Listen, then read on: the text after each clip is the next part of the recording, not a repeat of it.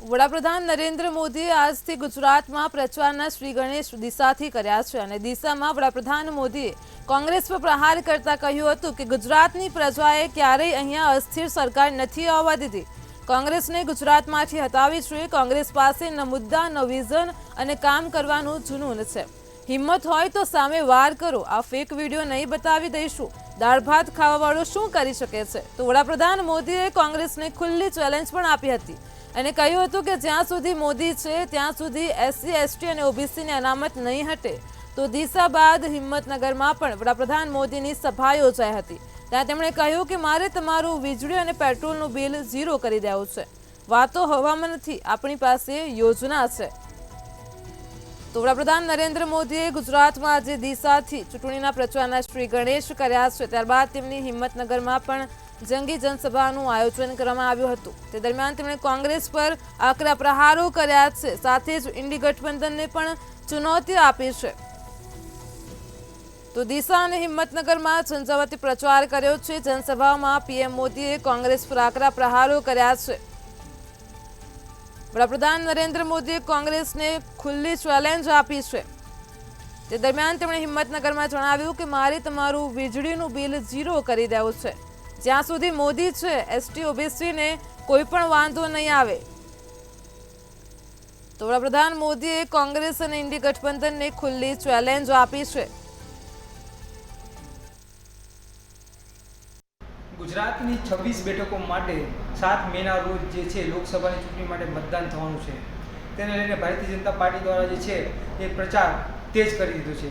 ત્યારે પ્રધાનમંત્રી નરેન્દ્ર મોદીએ આજથી એટલે કે 1 મેના રોજ ગુજરાતના સ્થાપના દિવસે જે છે ચૂંટણી પ્રચારની શરૂઆત કરી હતી. તેમના દ્વારા જે છે ગુજરાતમાં આજે સાબરકાંઠા અને બનાસકાંઠા જે છે એ સભાનું સંબોધન કર્યું હતું. જેમાં તેમના દ્વારા જે છે ગુજરાતની અસ્મિતાને લઈને ખાસ સંબોધનમાં મુખ્ય ભાગ હતા. જો તેની અંદર વાત કરવામાં આવે તો પ્રધાનમંત્રી નરેન્દ્ર મોદી દ્વારા જે છે એ ભારતીય કોંગ્રેસ તેમજ ઇન્ડી ગઠબંધન ઉપર જે છે પ્રહારો કરવામાં આવ્યા હતા. તેમના દ્વારા કરવામાં આવતો ભ્રષ્ટાચાર અને ભ્રષ્ટાચારના જે તેમના સાથીઓ જે જેલમાં છે તેમના દ્વારા જે સપોર્ટ કરવામાં આવી રહ્યો છે તેને લઈને પણ પ્રધાનમંત્રી દ્વારા જે છે સવાલ ઉઠાવવામાં આવ્યા હતા.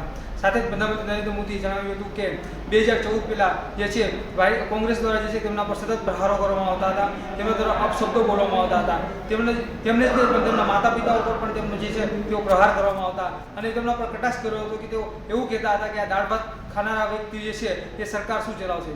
સાથે જ તેમણે ગુજરાતની જનતાનો પણ આભાર માન્યો હતો કે તેમના દ્વારા જે 10 વર્ષ સુધી શાસન કર્યું હતું અને તેનો અનુભવ જે છે તે દેશની જનતાને તેમની સેવામાં પણ કામ આવી રહ્યો છે. આ સાથે જ પ્રધાનમંત્રી નરેન્દ્ર મોદીએ જે છે કોંગ્રેસના દિગ્ગજ નેતાઓ પર પણ પ્રહાર કર્યા હતા.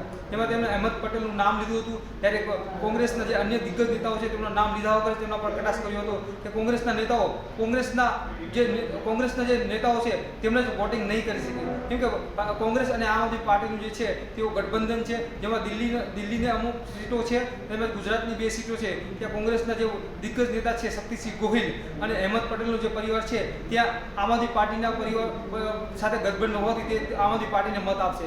તેને લઈને પ્રધાનમંત્રી નરેન્દ્ર મોદીએ જે છે કટાક્ષ કર્યો હતો કે કોંગ્રેસના નેતાઓ કોંગ્રેસને મત નથી આપી શકવાના.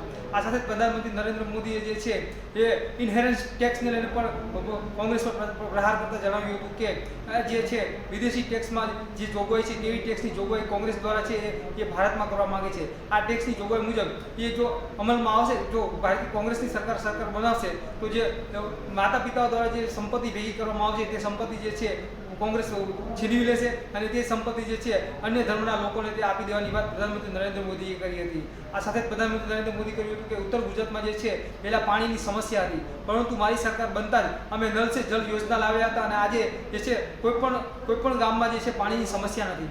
આ સાથે પ્રધાનમંત્રી નરેન્દ્ર મોદીએ જે છે ગુજરાતી અને હિન્દીમાં બંનેમાં મિક્સ ભાષણ કર્યું હતું અને ગુજરાતી જનતાનો ખાસ આભાર માન્યો હતો.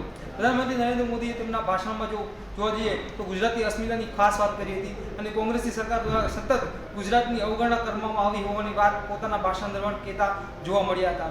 પ્રધાનમંત્રી નરેન્દ્ર મોદીએ જો વધુ વાત કરવામાં આવે તો તેમણે કોંગ્રેસ સામે સ્પષ્ટ ચેલેન્જ કરી હતી કે જો તમારામાં તાકાત હોય તો મારી સાથે 2 હાથ કરી જુઓ.